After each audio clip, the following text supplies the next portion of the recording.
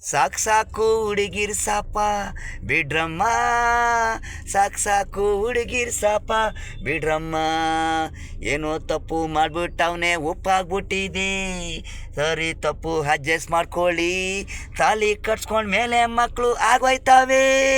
ಕುಂಬಳಕಾಯಿ ತಿನ್ನೋ ಆಸೆ ಪ್ರತಿಯೊಬ್ರಿಗೂ ಇರ್ತದೆ. ನುಗ್ಗೆಕಾಯಿ ಇಬ್ರು ತಿಂದ್ಬಿಟ್ಟಿದ್ದೀರಾ. ಸಾಕು ಸಾಕು ಹುಡುಗಿರ್ ಸಾಪ, ಸಾಕು ಸಾಕು ಹುಡುಗಿರ್ ಸಾಪ ಬಿಡ್ರಮ್ಮ, ಸಾಕು ಸಾಕು ಹುಡುಗಿರ್ ಸಾಪ ಬಿಡ್ರಮ್ಮ.